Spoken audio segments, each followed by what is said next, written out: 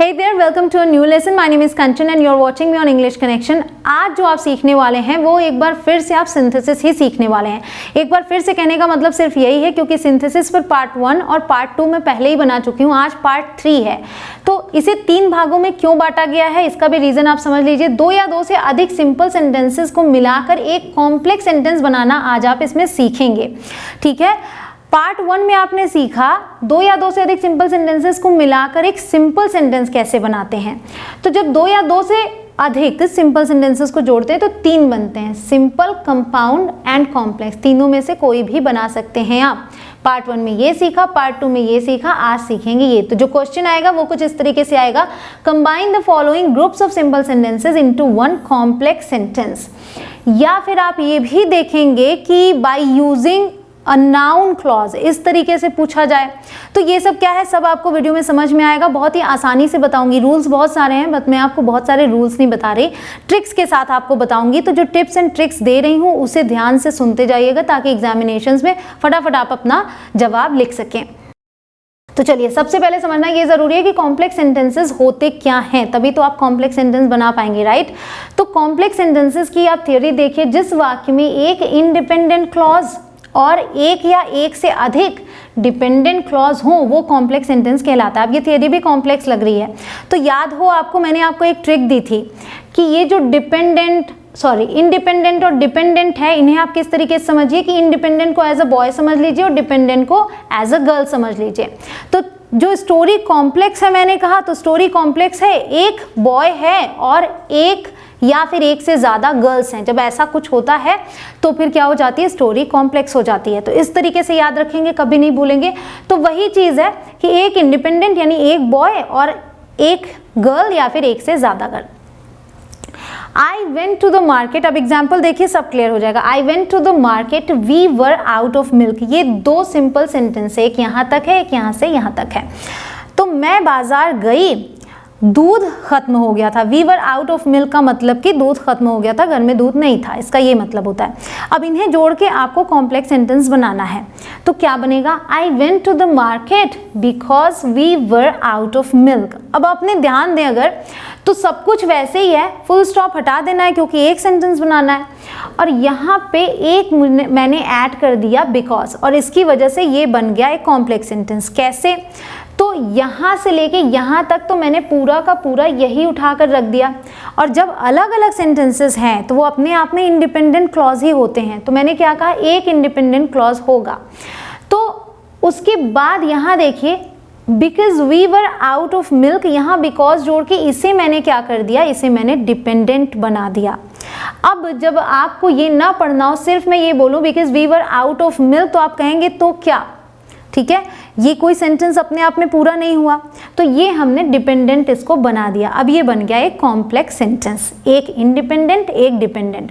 तो मतलब क्या है, मतलब कम से कम 2 सब्जेक्ट्स और 2 वर्ब्स या फिर प्रेडिकेट्स तो होंगे ही होंगे इसमें भी, क्योंकि एक इंडिपेंडेंट क्लॉज होगा, एक डिपेंडेंट होगा। और क्लॉज का मतलब ही है कि किसी भी क्लॉज में एक सब्जेक्ट और एक वर्ब होती ही है। क्लियर। चलिए, ये 3 तरीके से बनाए जा सकते हैं। तो अभी आप समझिए, अलग अलग जब सिंपल सेंटेंसेस हैं तो वो अपने आप में इंडिपेंडेंट ही हैं। तो एक को इंडिपेंडेंट रखना है। अब आपको यही सीखना है कि डिपेंडेंट कैसे बनाएं, एक सेंटेंस को आप डिपेंडेंट कैसे बनाएं, 1 या 2 सेंटेंसेस को, इसी पे पूरा फोकस करना है। तो 3 तरीके के डिपेंडेंट क्लॉजेस होते हैं और वही 3 तरीके हैं ये यहाँ से, यानी कि सिंपल सेंटेंसेस को जोड़कर कॉम्प्लेक्स बनाने के। पहला नाउन क्लॉज का प्रयोग करके, दूसरा एडजेक्टिव क्लॉज का जिसे कि रिलेटिव क्लॉज भी बोलते हैं, और तीसरा एडवर्ब क्लॉज का प्रयोग करके। एक एक करके समझते हैं। नाउन क्लॉज का जब प्रयोग करेंगे आप तो सिंपल सेंटेंसेस को हिंदी में मन में ही ट्रांसलेट कर लीजिएगा, ये बात मैं हर बार बोलती हूँ। और उसके बाद इस चीज़ को समझने के लिए क्या करना है, मन में ट्रांसलेट कर लीजिए, फिर पूछिए क्या, यानी कि इंग्लिश में पूछिए व्हाट। जो जवाब आएगा ना वही होगा डिपेंडेंट क्लॉज। क्लियर। आपको पता है कि जब नाउन क्लॉज का प्रयोग करके आपको सीखना हो तो इसमें 5 से 6 रूल हैं इसके अंदर, लेकिन मैं आपको कंफ्यूज नहीं करना चाहती, मैं आपको बहुत सारे रूल्स नहीं बताऊंगी। मैं आपको एक ट्रिक दे रही हूँ, बस सवाल पूछिए क्या, जो जवाब आएगा वही डिपेंडेंट क्लॉज होगा। बहुत ही मैजिकल तरीके से ये काम होगा, ध्यान दीजिएगा। अब देखिए, यू आर अ थीफ, तुम एक चोर हो, this is known to all, ये सबको पता है। ये दोनों ही अलग अलग सिंपल सेंटेंसेस हैं। अब इन्हें कॉम्प्लेक्स बनाना है तो आप क्या करेंगे, सवाल पूछिए क्या सबको पता है, मैंने क्या कहा क्या पूछना है, क्या सबको पता है, what is known to all, तो क्या जवाब आएगा कि तुम चोर हो, कि तुम चोर हो, that you are a thief. तो ये जो that you are a thief जवाब आया यही डिपेंडेंट क्लॉज है ना आसान। अब देखिए पूरा sentence, that you are a thief is known to all. अब यहां से यहां तक ये हो गया आपका dependent clause, that you are a thief तुम चोर हो इज नोन टू ऑल। अब यहाँ पे आप सोचेंगे मैंने कहा 2 सब्जेक्ट्स और 2 प्रेडिकेट्स होंगे, तो यहाँ तो आप देख रहे हैं कि एक सब्जेक्ट हो गया, एक ये प्रेडिकेट हो गया, अगर वर्ब की बात कर ले तो ऐसे समझ लीजिए, ठीक है। फिर यहाँ सब्जेक्ट नहीं है तो यहाँ पे ये नाउन क्लॉज है ना, तो एज अ नाउन पूरा का पूरा सब्जेक्ट की तरह यूज हुआ है, तो यहाँ पे इसे मैंने सब्जेक्ट की तरह रख के इज नोन टू ऑल, तो ये भी तरीका सही है। अगर कंफ्यूजन हो तो इसको इस तरीके से बना दीजिए, it is known to all that you are a thief. तो चाहे तो दिस भी यूज कर सकते हैं, चाहे तो दिस को कन्वर्ट करके इट भी कर सकते हैं, थोड़े बहुत चेंजेस आप कर सकते हैं। ये इंपॉर्टेंट नहीं है कि आप बिल्कुल चेंज ना करें, सिर्फ और सिर्फ एक आध वर्ड डालेंगे, सेंस वही निकलना चाहिए, बस इसका ध्यान रखना है। क्लियर हो गया। अब आगे बढ़ते हैं, नाउन क्लॉज हम शुरू करते हैं, ये समझना जरूरी है, वो दैट कहाँ से आ गया ये भी तो जानना है, निम्नलिखित वर्ड्स के साथ। वो क्या है मैंने आपको पहले भी बताया है, हाउ इफ दैट, उसके बाद ये WH वर्ड, तो कंफ्यूज ना हो कि इतना याद करना पड़ेगा, हाउ इफ दैट और या फिर WH वर्ड जितने आपको दिख रहे हैं ये सारे, ठीक है। तो अब एग्जांपल्स देखते जाइए, समझते जाइए। ही विल बी लेट, उसे देर हो जाएगी, दैट इज सर्टेन, यह निश्चित है। तो क्या निश्चित है कि उसे देर हो जाएगी, तो क्या निश्चित है आपने पूछ लिया, व्हाट इज सर्टेन कि उसे देर हो जाएगी, that he will be late is certain, ये तरीके से, या फिर यहाँ पे it is certain that he will be late. Clear.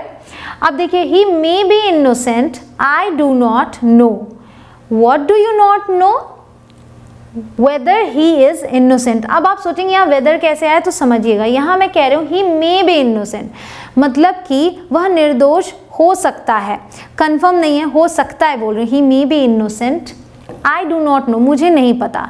तो जब यहाँ पे कंफर्मेशन नहीं है इसलिए हमने वेदर का यूज़ किया, मुझे नहीं पता कि वो निर्दोष है कि नहीं, ऐसे में हम वेदर का यूज़ करते हैं, आई do not know whether he is innocent. Clear. तो सेंस को समझते हुए आपको यहाँ पे वो कंजंक्शन यूज़ करना है। क्लियर। अब चलिए, I told you that yesterday, मैंने तुम्हें वो कल बताया था, यू शुड ट्राई इट, तुम्हें उसे ट्राई करना चाहिए। ठीक है, तो क्या ट्राई करना चाहिए, व्हाट शुड यू ट्राई, वही जो मैंने तुम्हें बताया था, you should try what I told you yesterday, तो व्हाट जो मैंने तुम्हें बताया था, यहाँ पे हमने व्हाट से इसे जोड़ा। ठीक है। अब देखिए, we told you yesterday you must rely on it, you must rely on it मतलब तुम्हें इस पर भरोसा करना चाहिए। वी टोल्ड यू यस्टरडे, हमने कल तुम्हें बताया था, तुम्हें इस पर भरोसा करना चाहिए। हिंदी में कर लिया, अब क्या, तुम्हें भरोसा करना चाहिए उस पर जो मैंने तुम्हें कल बताया था। You must rely on what we told you yesterday, तो यहाँ पे ऑन के बाद हमने वॉट लगाया क्योंकि यहाँ प्रेपोजिशन है तो इसे कहीं छोड़ेंगे नहीं। ठीक है, साथ में रखेंगे। Where have you put my book, tell me, तुमने मेरी किताब कहाँ रखी, बताओ मुझे। ये दो सेंटेंस अलग अलग, क्या बताऊँ, क्या बताना है, ये आपने सवाल किया, यही कि तुमने मेरी किताब कहाँ रखी है। Tell me where you have put my book. अब आप ध्यान दें, यहाँ ये क्वेश्चन था, लेकिन जब भी हम इन क्वेश्चन वर्ड ऑलरेडी है तो उसी से सेंटेंस को हमने जोड़ दिया। ठीक है, तो जब भी ऐसे करते हैं तो उसके बाद जो सेंटेंस यहाँ पे जो ये क्वेश्चन था वो स्टेटमेंट में कन्वर्ट हो जाता है, इसलिए हमने हैव यू नहीं यू हैव यूज किया। Tell me where you have put my book. Clear. He has failed, वो फेल हो गया। The reason is his illness, कारण है उसकी बीमारी। तो अब इसे कैसे बनाएंगे, the reason of his failure, उसके फेल होने का कारण उसकी बीमारी है, या फिर उसके फेल होने का कारण है कि वह बीमार है। The reason of his failure is that he is ill. अगर आप इसको इस तरीके से बनाते, the reason of his failure is his illness, तब ये क्या हो जाता, सिंपल सेंटेंस हो जाता। मैंने आपसे कहा कि दो सब्जेक्ट दो प्रेडिकेट्स रखने हैं, इसलिए इज लगा के हमने दैट से जोड़ा और ही इज इल, एक बार फिर से सब्जेक्ट फिर से वर्ब का यूज़ किया ताकि ये कॉम्प्लेक्स बना रहे। ठीक है। ही वॉज इनोसेंट, वह निर्दोष था। दिस वॉज हिज स्टेटमेंट, ये उसका कथन था। इट वॉज रॉन्ग, यह गलत था। तीन सेंटेंस दिख रहे हैं आपको, इन्हें देखिए कैसे जोड़ना है। हिज स्टेटमेंट, उसका कथन, दैट ही वॉज इनोसेंट, कि वह निर्दोष था, वॉज रॉन्ग, गलत था। तो यहाँ पे हमने कॉमा से इसे सेपरेट कर दिया। इसी को आप ऐसे बोल सकते हैं, his statement was wrong that he was innocent, तब भी ये बन सकता है और इस तरीके से भी बन सकता है। तो ओवरऑल आपको हिंदी में ट्रांसलेट करना है, फिर सेंस निकालना और कर देना है। अब एक्सरसाइज है आपके लिए, you are a liar, this is known to all. अब आपको याद हो मैंने जो शुरू में बनाया था, you are a thief, this is known to all, वैसे ही बनेगा, इसलिए इसका जवाब आपको लिखना है। और यहाँ पे सन के साथ में दे रही हूँ कि ये एग्जाम्स में आए हुए हैं, तो ये प्रैक्टिस आपको अभी अभी करनी है। कमेंट सेक्शन में इनका जवाब लिखना है, जहां भी एक्सरसाइज में आपको दे रही हूं लिखते जाइए कमेंट सेक्शन में। फिर आपको अगर ये है कि मैंने जवाब नहीं बताया, तो मैंने जवाब बताया है, वो वेबसाइट पर अवेलेबल है, लिंक आपको डिस्क्रिप्शन में मिल जाएगी। इनको अटेम्प्ट लेकिन आप अभी कमेंट सेक्शन में ही कर लीजिएगा, पहले खुद से कोशिश कर लीजिए, उसके बाद जवाब देखिए, फिर आपको पता चलेगा कि आपने इस लेसन से बहुत कुछ सीखा है, क्योंकि आपके जवाब सही होंगे। तो फटाफट इनको लिखते जाइए। We must love the poor, हमें गरीबों से प्यार करना चाहिए। Gandhi ji taught us, so Gandhi ji ने हमें ये सिखाया था। ठीक है, इसका भी जवाब आपको कमेंट सेक्शन में लिखना है।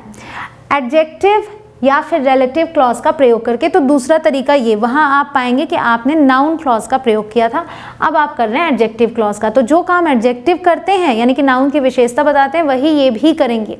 तो इन्हें कब यूज़ करना है, जब दूसरे वाक्य में पहले वाक्य के नाउन या प्रोनाउन के बारे में कुछ और बताया गया हो, यानी कि उनके बारे में कुछ और ज़्यादा बताया गया हो, तब आप एडजेक्टिव क्लॉज का प्रयोग करेंगे और फिर उसे कॉम्प्लेक्स बना देंगे। ऐसे में दूसरे वाक्य को ही एडजेक्टिव क्लॉज बना देते हैं। तो एक में सब्जेक्ट है, उसके बारे में दूसरे सेंटेंस में और बताया गया है, तो इसका मतलब कि वो एडजेक्टिव बन सकता है, तो उसे हम एडजेक्टिव क्लॉज बना देंगे। देखिए example, I bought a pen, मैंने एक पेन खरीदा, इट वॉज कॉस्टली, ये महंगा था। तो आप क्या बोलेंगे, मैंने एक पेन खरीदा जो कि महंगा था। I bought a pen which was costly. तो आप इसका ध्यान दें कि जिसके बारे में, जिस नाउन या प्रोनाउन के बारे में बता रहे हैं, जस्ट उसके बाद ही आप इसकी शुरुआत कर देंगे। I bought a pen which was costly, तो यहाँ पे विच का हमने यूज़ किया। अब ध्यान दीजिए कि ये जो हम यूज़ कर रहे हैं एडजेक्टिव क्लॉज किसी relative pronoun, who, whose, whom, which, that, ये होते हैं रिलेटिव प्रोनाउन, या फिर किसी relative adverb, why, when, where या how से शुरू होता है। अब ये याद रखना है, तो मैंने आपको बताया एडजेक्टिव क्लॉज को रिलेटिव क्लॉज भी कहते हैं। तो रिलेटिव क्लॉज शुरू होते हैं रिलेटिव प्रोनाउन से या फिर रिलेटिव एडवर्ब से। ये बहुत कम है, आपको याद हो जाएंगे। हमने अभी जो यूज़ किया वो था ये। तो देखिए, the boys have come back, लड़के वापस आ गए हैं। They went to Delhi last week, वो दिल्ली पिछले हफ्ते गए थे। तो जो लड़के पिछले हफ्ते दिल्ली गए थे वो वापस आ गए, आप ये कहना चाह रहे हैं। The boys who went to Delhi last week have come back। ठीक है, तो यहाँ पे आपने बॉयज़ के बारे में बताया, तो इसी के बाद who लगा के आपने शुरुआत कर दी डिपेंडेंट क्लॉज की। क्लियर। अब देखिए, दिस इज अ हाउस, यह एक घर है। ही वॉज बॉर्न हियर, उसका जन्म यहाँ हुआ था या वो यहाँ पैदा हुआ था। तो यह वो घर है जहाँ वह पैदा हुआ था। तो आप ध्यान दें, मैंने कहा चेंजेस आप कर सकते हैं समझ के। दिस इज द हाउस, अब यहाँ अ नहीं लगाएंगे, यह वो घर है, मैं बोल रही हूँ ना, जहाँ वह पैदा हुआ था।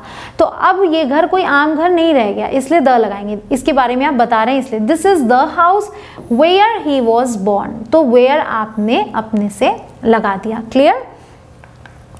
I have found the book, मुझे किताब मिल गई। आई हैड लॉस्ट इट, मैंने इसे खो दिया था। तो मुझे वो किताब मिल गई जिसे मैंने खो दिया था। I have found the book which I had lost. ठीक है। अब देखिए, some people die for some noble cause, they are honoured by everyone. इसे आप बनाएंगे, some people who die for some noble cause are honoured by everyone. Okay, तो आप ध्यान दें कि आपने पीपल के बारे में बताया, तो यहीं से शुरू कर दिया अपना डिपेंडेंट क्लॉज। क्लियर, इसलिए आपके लिए आसान हो जाएगा। एक्सरसाइज है, I have found the pen, मुझे पेन मिल गई है। आई हैड लॉस्ट इट, अभी मैंने बुक वाला बताया था, तो ये बहुत ही आसान है, फटाफट इसे कर दीजिए कमेंट सेक्शन में। This is Porbandar, Mahatma Gandhi was born here. अभी ऐसा भी मैंने आपको सिमिलर दिया सेंटेंस जिसमें मैंने हाउस की बात की, तो इसे भी आपको कमेंट सेक्शन में लिखना है, जवाब वेबसाइट पे मिल जाएगा। अगला है एडवर्ब क्लॉज का प्रयोग करके। अब जो काम एडवर्ब करते हैं, एडवर्ब क्या करते हैं, वर्ब की विशेषता बताते हैं, साथ ही साथ एडजेक्टिव की बताते हैं या फिर किसी दूसरे एडवर्ब की बताते हैं, तो वही ये भी करते हैं। इसका प्रयोग आप कब करेंगे, जब टाइम हो, प्लेस हो, कंडीशन हो रीज़न, पर्पस, कंट्रास्ट, कंपैरिजन या फिर मैनर बताना हो। तो ओवरऑल आप ध्यान दें कि कोई चीज़ कहाँ हुई, कब हुई, कैसे हुई, ये सब अगर बताना है तब आप इसका प्रयोग करेंगे। तो एक एग्जाम्पल देख लीजिए, I waited for my brother, मैंने मेरे भाई का इंतज़ार किया। I waited till his arrival, मैंने तब तक इंतज़ार किया जब तक वो, या फिर कह लीजिए मैंने उसके आने तक उसका इंतज़ार किया। तो अब इसे जब साथ में बनाएंगे तो आप बोलेंगे I waited for my brother till he arrived, मैंने तब तक अपने भाई का इंतज़ार किया जब तक वो आ नहीं गया। ठीक है, टिल ही अराइव्ड, यहाँ पे हमने क्या किया, यहाँ हिज अराइवल था, यहाँ भी मैं टिल हिज अराइवल बोल सकती थी, लेकिन फिर वो कॉम्प्लेक्स सेंटेंस ना रह जाता, वो सिंपल बन जाता। हमें यहाँ पे एक बार फिर से एक सब्जेक्ट और वर्ब का यूज़ करना था, इसलिए टिल ही अराइव्ड। क्लियर? तो अब ये भी समझ लीजिए कि इसमें हम कौन कौन से कंजंक्शंस यूज़ करते हैं। एडवर्ब क्लॉज किसी सबऑर्डिनेटिंग कंजंक्शन से शुरू होता है। तो सबऑर्डिनेटिंग कंजंक्शन पर मैं एक अलग से सूची बनाकर पोस्ट कर चुकी हूँ जब मैंने क्लॉजेस के बारे में बताया था। इनमें अगर आप ध्यान दें, इनसे रिलेटेड आपको डिपेंडेंट क्लॉज वाले वीडियो, इंडिपेंडेंट क्लॉज वाले वीडियो, उसके अलावा जो कि मैंने आपको बताया है टाइप्स ऑफ सेंटेंसेस, यानी कि सिंपल, कंपाउंड, कॉम्प्लेक्स, इन सबको अगर आपने देखा ना हो तो देख लीजिएगा, तो ये कॉन्सेप्ट बहुत ही चुटकियों में आपको समझ में आ जाएगा। ठीक है, अब यहाँ मैंने कुछ कॉमन हैं जो सबऑर्डिनेटिंग कंजंक्शंस, वो मैंने लिख दिया। अभी आपने देखा कि हमने इसका यूज़ किया। आगे और एग्जाम्पल्स देखते हैं, समझ में आता जाएगा। Modi went to many places, Modi कई जगहों पर गए। ही वॉज वेलकम्ड एवरीवेयर, हर जगह उनका स्वागत किया गया। ठीक है, तो इसे कैसे बनाएंगे, मोदी वॉज वेलकम्ड, मोदी का स्वागत किया गया। वेयर एवर ही वेंट, वो जहाँ कहीं भी गए। अब वेयर एवर ही वेंट लगाने से ही समझ में आ गया कि वो कई जगहों पर गए होंगे। तो ज़रूरी नहीं है कि आप पूरा सेंटेंस का हर एक वर्ड यहाँ पर लिखें। यहाँ पे हमने मेनी प्लेसेस हटा दिया। Modi was welcomed wherever he went. Clear? He worked hard, he wanted to pass. He worked hard, उसने कड़ी मेहनत की, वह पास होना चाहता था। He worked hard because he wanted to pass, उसने कड़ी मेहनत की क्योंकि वह पास होना चाहता था। या फिर आप इसी सेंटेंस को ऐसे भी बोल सकते हैं कि उसने कड़ी मेहनत की ताकि वो पास हो सके। He worked hard so that he could pass, ऐसे भी आप बोल सकते हैं इसको। ठीक है, तो so that भी एक सबऑर्डिनेटिंग कंजंक्शन ही होता है। आगे बढ़ते हैं। We reached the station. The train had not arrived at the station by that time. हम स्टेशन पर पहुंच गए और ट्रेन उस समय तक स्टेशन पर नहीं आई थी। तो अगर इसे हम हिंदी में बनाएंगे तो क्या बनाएंगे, ट्रेन के आने से पहले हम स्टेशन पर पहुंच गए थे। तो we had reached the station before the train arrived. अब आप यहाँ पर ध्यान दें कि यहाँ वी रीच्ड था, बट यहाँ हमने हैड का यूज़ किया। क्योंकि समझिएगा, मैंने कहा बिफोर द ट्रेन अराइव्ड, जब भी हम पास्ट के किसी एक एक्शन से पहले के एक्शन का जिक्र करें तब हम वहाँ पर पास्ट परफेक्ट यूज़ करते हैं। तो ये पास्ट का एक एक्शन है, बिफोर द ट्रेन अराइव्ड, उससे पहले की बात की तो यहाँ पे हमने हैड लगा दिया। Clear? Work hard you will succeed, कड़ी मेहनत करो तुम सफल होगे। अगर तुमने कड़ी मेहनत की तो तुम सफल होगे। If you work hard you will succeed. Simple. तो यहाँ हमने इफ़ के साथ इसे बनाया। तो आप ध्यान दें कि यहाँ हम वर्ब के बारे में ही तो बात कर रहे हैं, ठीक है, तो इसलिए हमने एडवर्ब क्लॉज का यूज़ किया है। अब आगे बढ़ते हैं। Rohan is wise, Ram is equally wise. Rohan बुद्धिमान है, राम भी उतना ही बुद्धिमान है। तो क्या बोलेंगे, Rohan is as wise as Ram is. रोहन उतना बुद्धिमान है जैसे कि राम, ठीक है, रोहन राम जितना बुद्धिमान है, ऐसे भी आप बोलते हैं। लेकिन ध्यान दें, हम इसे ऐसे बोल सकते थे, Rohan is as wise as Ram, बस यहाँ ख़त्म कर दें तो ये क्या हो जाएगा, ये कॉम्प्लेक्स सेंटेंस नहीं होगा। तो हमें फिर से एक बार वर्ब यूज़ करनी थी। Rohan is as wise as Ram is, तो ये कॉम्प्लेक्स बना। He is poor he is happy, वो गरीब है वो खुश है। अब आप समझ ही रहे हैं कि ये कंट्रास्ट है कि गरीब है फिर भी खुश है, तो क्या बोलेंगे, ऑल्दो ही इज़ पुअर, यद्यपि वह गरीब है फिर भी वह खुश है, he is happy. He was very ill, वो बहुत बीमार था। He could not attend the function, वह फंक्शन अटेंड नहीं कर पाया। वह इतना बीमार था कि वह फंक्शन अटेंड नहीं कर पाया। He was so ill that he could not attend the function, ठीक है, he was so ill that he could not attend the function. तो यहाँ पे हमने सो और दैट का यूज़ किया as a conjunction. You talk to me this way, तुम मुझसे इस तरीके से बात करते हो। I will talk to you in the same way, मैं तुमसे इसी तरीके से बात करूंगा, ठीक है, मैं तुमसे ऐसे ही बात करूंगा जैसे तुम मुझसे करते हो। I will talk to you as you talk to me, ठीक है, हिंदी में जोड़ दिया तो क्लियर हो जाता है। I will talk to you as you talk to me, मैं भी तुमसे ऐसे ही बात करूंगा जैसे तुम करते हो। क्लियर। अब एक्सरसाइज आपके लिए, कमेंट सेक्शन में लिख के बताइए। द बेल रैंग, घंटी बजी, they all came up at once, वे एक साथ आ गए। इसका जवाब आपको देना है कमेंट सेक्शन में। साथ ही एक और, ही हर्ड द न्यूज, उसने खबर सुनी, ही वॉज ग्लैड, वह खुश था। इसका भी जवाब आपको कमेंट सेक्शन में लिखना है। तो गाइज इस तरीके से अगर आप एक्सरसाइज करेंगे ना तो फिर आप खुद की तैयारी इतनी मजबूत कर लेंगे कि आपको कोई पीछे नहीं छोड़ पाएगा। अगर आपको डाउट हो अभी भी तो एक काम कीजिएगा कि वीडियो को फिर से देख लीजिएगा, और ये जितने भी एक्सरसाइज मैंने दिए आपको कमेंट सेक्शन में लिखने के लिए, इनके लिए वेबसाइट एक बार चेक कर लीजिएगा, आपको जवाब मिल जाएंगे। लेकिन खुद से ट्राई करने के बाद ही ये चीज़ आपको करना है ताकि आपकी लर्निंग अच्छे तरीके से हो सके।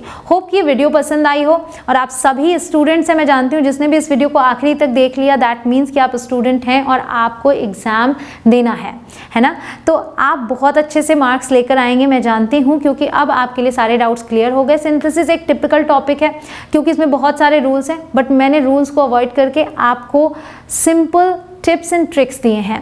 तो गाइज वीडियो कैसी लगी? अगर पसंद आई हो तो लाइक कर दीजिएगा, शेयर कर दीजिएगा अपने दोस्तों के साथ ताकि उन्हें भी मदद मिल सके। और साथ ही साथ एक रिक्वेस्ट करूंगी, अगर चैनल को सब्सक्राइब नहीं किया हो अभी तक तो ज़रूर से कर लें ताकि आगे आने वाले वीडियोज़ आप मिस ना करें। See you soon in the next one guys, take care and keep smiling.